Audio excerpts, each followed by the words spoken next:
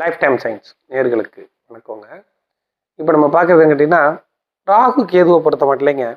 ராகு கேது திசைகள் நம்மளுக்கு எப்படி நல்லது பண்ணும் அப்படிங்கிறது தெரிஞ்சிருக்கு. ஏற்கனவே நான் 2 வீடியோவில் சொல்லியிருக்கேன். ராகு இருக்க வீட்டு அதிபதி ஆட்சியாக இருக்கணும், இல்லைன்னா உச்சமாக இருக்கணும் அப்படிங்கிறது.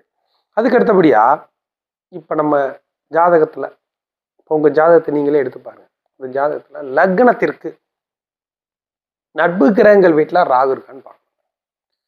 லக்னத்திற்கு நட்பு கிரக வீட்டில்னா எப்படி நம்ம பார்த்துக்கிறது அப்படின்னு சொன்னால், இப்போ 2 அணியாக இருப்பாங்கங்க. நீங்கள் நோட் பண்ணிக்கோங்க. நோட் பண்ணிக்கிட்டு நீங்கள் அதை செக் பண்ணி பாருங்க. 2 அணி. ஒரு அணி வந்து குரு, சூரியன், செவ்வாய், சந்திரன். அதுக்கடுத்த அணி சுக்கிரன், புதன், சனி. மொதல் குரூப்ல என்ன சொல்லியிருந்தேன்? குரு, சூரியன், சந்திரன், செவ்வாய்ங்க 4 பேர். இன்னொரு அணியில சுக்கிரன், புதன், சனிங்க. இப்போ இந்த 2 அணியா பிரிஞ்சிருப்பாங்கங்க. இப்போ உங்க லக்னம் எது? இப்போ அதான் கேள்வியே. இப்போ எனக்கு வந்து சிம்ம லக்னங்க அப்படின்னு நீங்க சொல்றீங்கன்னு வச்சுக்குவோம். சிம்ம லக்னம்னா சூரியன் வந்துருவாருங்க.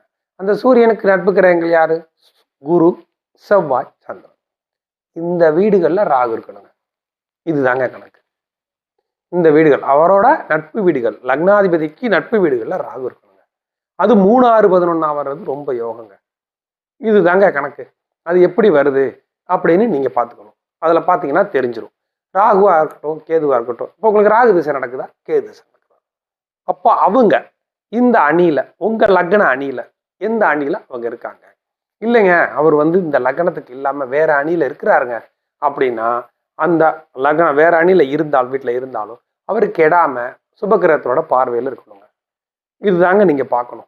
லக்னத்திற்கு நட்பு கிரகங்களோட வீட்டில், லக்னாதிபதிக்கு நட்பு கிரக வீட்டில் ராகுவோ கேதுவோ இந்த திசை நடத்துறது, இது ஒரு வகையான அமைப்பு. இது ஒரு 4 நன்மைகள் சொல்றோம்னா இதுவும் ஒரு வகையான நன்மை. அப்படி இருந்தாதான் ஒவ்வொரு ஸ்டெப்பா பார்க்கணும் நம்ம. அந்த வீட்டு அதிபதியை ஸ்ட்ராங்கா இருக்காரான்னு சொல்ற மாதிரி இதுவும் ஒரு பாயிண்ட். இதையும் நீங்க செக் பண்ணிக்கிட்டீங்கன்னா அப்புறம் நீங்க கணக்கு போட்டுடலாம். நீங்க வந்து இந்த திசை நல்லா இருக்கும் அப்படிங்கிறது நீங்களே அந்த ஜாதகத்துல பார்க்க முடியுங்க. அதே சமயம் இப்போ வந்து அந்த ராகுவோட மற்ற கிரகங்கள் சேர்ந்துருக்கு, சுப கிரகங்களாக சேர்ந்தது நல்லது. ஓகே.